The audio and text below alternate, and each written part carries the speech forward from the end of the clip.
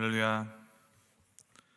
우리 사도신경으로 주님 앞에 신앙 고백 드리며 나아가겠습니다. 전능하사 천지를 만드신 하나님 아버지를 내가 믿사오며 그 외아들 우리 주 예수 그리스도를 믿사오니 이는 성령으로 잉태하사 동정녀 마리아에게 나시고 본디오 빌라도에게 고난을 받으사 십자가에 못 박혀 죽으시고 장사한 지 사흘 만에 죽은 자 가운데서 다시 살아나시며 하늘에 오르사 전능하신 하나님 우편에 앉아 계시다가 죄로로서 산 자와 죽은 자를 심판하러 오시리라. 성령을 믿사오며 거룩한 공회와 성도가 서로 교통하는 것과 죄를 사하여 주시는 것과 몸이 다시 사는 것과 영원히 사는 것을 믿사옵나이다. 아멘. 찬송가 209장 함께 찬양하겠습니다. 209장 이 세상 풍파 심하고 함께 찬양하시겠습니다.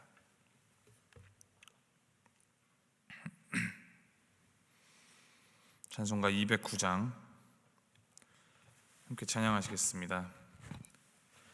이 세상 풍파 심하고 또 환난 질고 많으나 나 편히 쉬게 될 곳은 주 예비하신 주의 전 그 향기로운 기름을 주 내게 부어주셔서 내 기쁨 더해 주는 곳 주 피로 사신 주의 전 주 믿는 형제 자매들 그 몸은 떠나 있으나 주 앞에 기도 드릴 곳 다 함께 모일 주의 전 내 손과 혀가 굳어도 내 몸에 피가 식어도 나 영영 잊지 못할 곳 은혜의 보좌 주의 전 아멘. 하나님께서 주신 말씀 열왕기상 8장 1절부터 11절까지 말씀입니다. 열왕기상 8장 1절부터 11절까지 말씀 우리 함께 한 절씩 교독하시겠습니다. 열왕기상 8장 1절부터 11절까지 말씀, 제가 1절 말씀 먼저 읽겠습니다. 이에 솔로몬이 여호와의 언약궤를 다윗성 곧 시온에서 메어 올리고자 하여 이스라엘 장로와 모든 지파의 우두머리 곧 이스라엘 자손의 족장들을 예루살렘에 있는 자기에게로 소집하니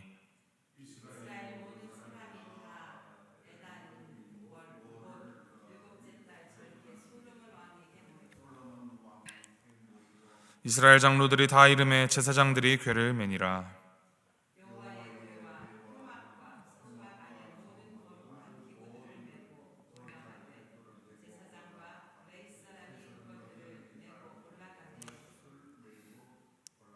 솔로몬 왕과 그 앞에 모인 이스라엘 회중이 그와 함께 그 궤 앞에 있어 양과 소로 제사를 지냈으니 그 수가 많아 기록할 수도 없고 셀 수도 없었더라.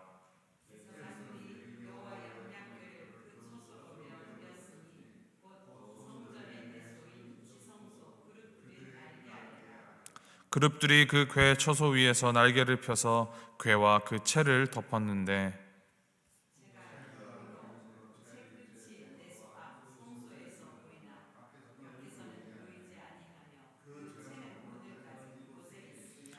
그 궤 안에는 두 돌판 외에 아무것도 없으니 이것은 이스라엘 자손이 애굽 땅에서 나온 후 여호와께서 저희와 언약을 맺으실 때 모세가 호렙에서 그 안에 넣은 것이더라.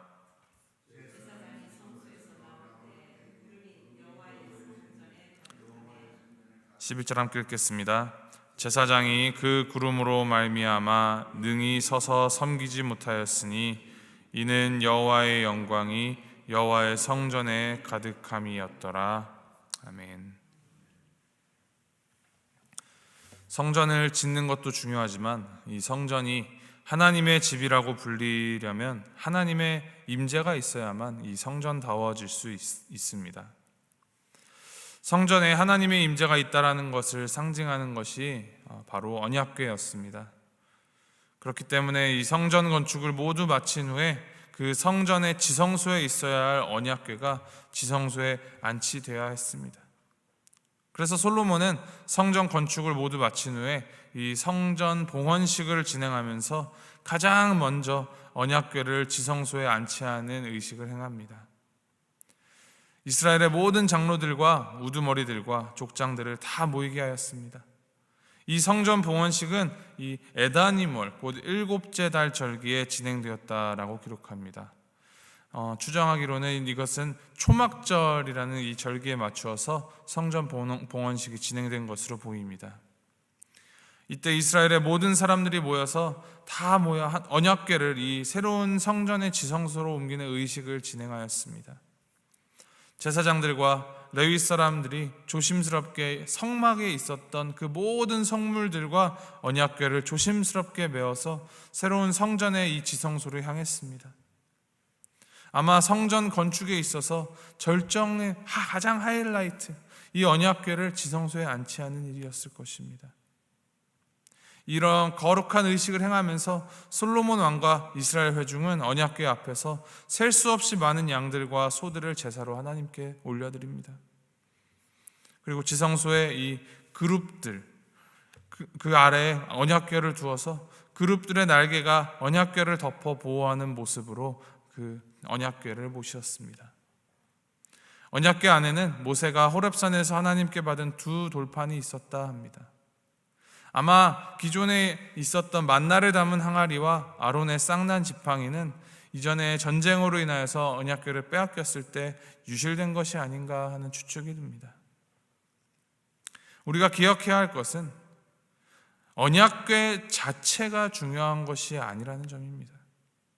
언약궤 안에 들어있는 이 두 돌판, 만나 담은 항아리, 아론의 쌍난 지팡이, 그 무엇이 들었느냐가 중요한 게 아닙니다. 사실 그러한 물질적인 것들은 언젠간 사라져버릴 것들입니다. 이미 솔로몬 시대에 언약궤에 들어있었던 이 세 가지 중에 두 가지가 사라졌습니다. 그리고 오늘날 지금은 세 가지 모두가 다 사라져버렸습니다. 정확히 말하면 언약궤 자체가 사라졌죠. 이 사라졌다라는 것은 영원한 것이 아니라는 의미이고, 이 영원한 것, 사라지지 않는 것이 의미 있는 것이다라는 것입니다. 비본질적인 것, 눈에 보이는 것, 언젠가 사라져버릴 것들에 우리가 마음을 빼앗기지 말아야 합니다. 그런데 우리들은 눈에 보이는 것을 너무나 중요하게 생각합니다. 그래서 하나님도 눈에 보이게 하려고 이스라엘 백성들은 송아지 형상을 만들었었습니다. 또 사무엘상 말씀에 보면은 이스라엘 백성들은 이 여호와의 언약궤를 우상처럼 숭배했던 것을 볼 수 있습니다. 그래서 당시 제사장이면서도 사사였던 이 엘리의 두 아들 홈니와 비느하스가 블레셋과의 전쟁을 벌일 때 여호와의 언약궤를 앞세우고 전쟁에 나갑니다. 이들은 여호와의 언약궤만 앞세우고 나가면 전쟁에서 승리한다라고 생각했습니다. 그런데 언약궤를 앞세워 전쟁에 나갔으면서도 전쟁에서 패하고 이 홈니와 비느하스는 죽게 됩니다. 그리고 그 언약궤마저도 블레셋에게 빼앗기고 말았습니다. 이렇게 비본질적인 것들을 정말 너무나도 중요하게 본질인 것처럼 착각하고 살아가는 자들의 최후가 이렇게 허망하다라는 것을 우리가 보게 됩니다.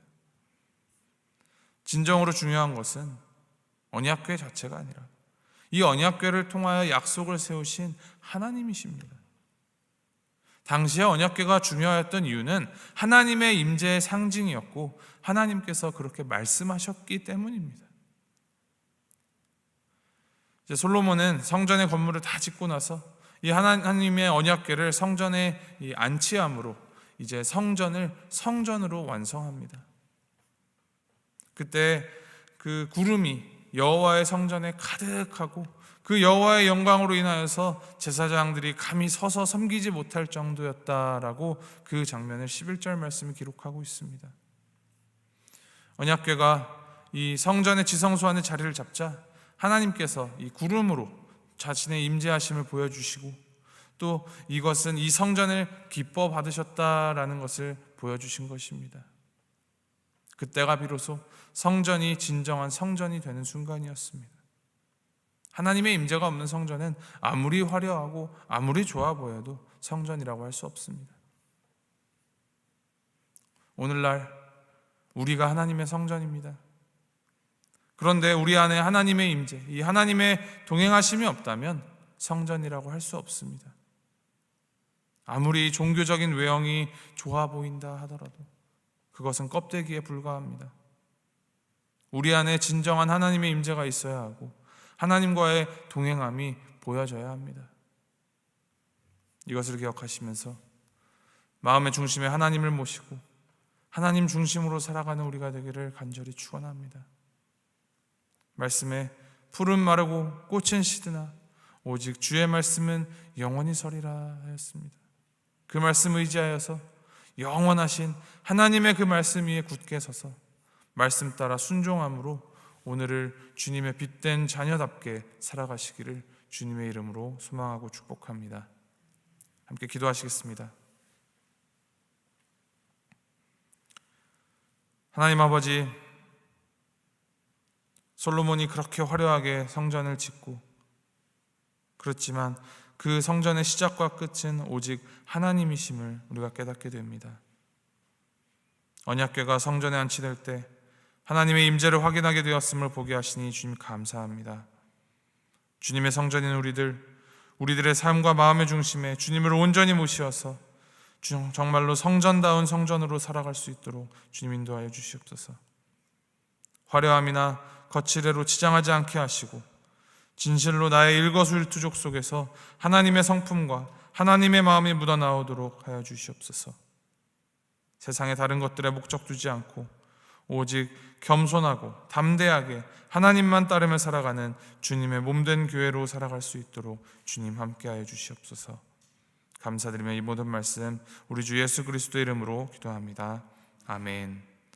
하늘에 계신 우리 아버지여, 이름이 거룩히 여김을 받으시오며 나라의 마옵시며 뜻이 하늘에서 이룬 것 같이 땅에서도 이루어지이다. 오늘날 우리에게 일용할 양식을 주옵시고 우리가 우리에게 죄 지은 자를 사하여 준 것 같이 우리의 죄를 사하여 주옵시고 우리를 시험에 들게 하지 마옵시고 다만 악에서 구하옵소서. 대개 나라와 권세와 영광이 아버지께 영원히 있사옵나이다. 아멘.